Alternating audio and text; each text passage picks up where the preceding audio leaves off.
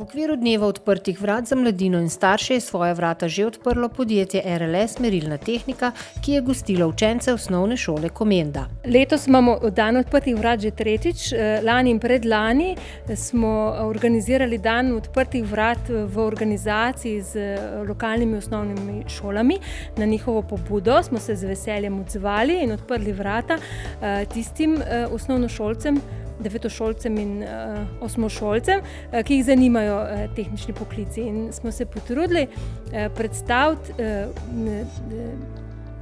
vse tehnične poklice, ki se jih da v našem podjetju, in teh je kar nekaj, od elektrotehnikov, strojnih tehnikov, mehatronikov, inženirjev elektro, inženirjev strojništva, informatikov. Jaz mislim, da so bili otroci navdušeni, vsaj odziv je bil tak z osnovne šole, povratna informacija, tako da mislim, da namen je bil dosežen. Zakaj si ti danes prišel?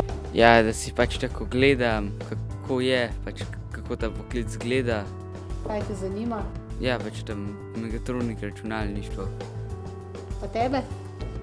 Računalništvo, kodiranje. Tebe?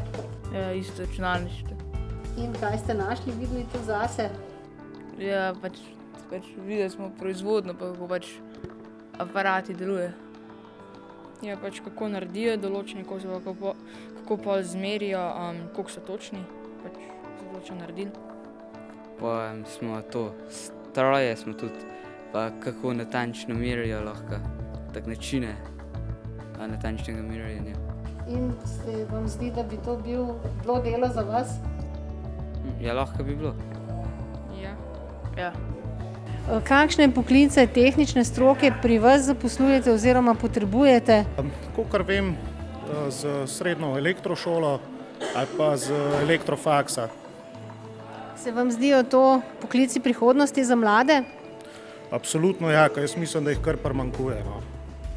Tako da ja. Se pravi, da tisti mladi, ki bi se za to odločili, se ne bodo odločili narobe?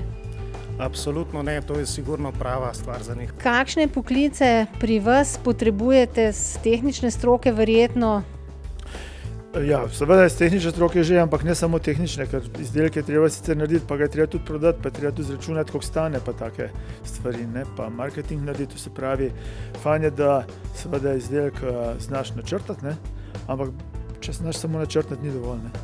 Ga je treba znati ponuditi, treba znati komunicirati s strankami, treba znati izračunati tudi dobiček, ne. Kateri pa so ti profili, ki so za vas zanimivi? To bolj strojništvo, elektro? Praktično vsi, ne.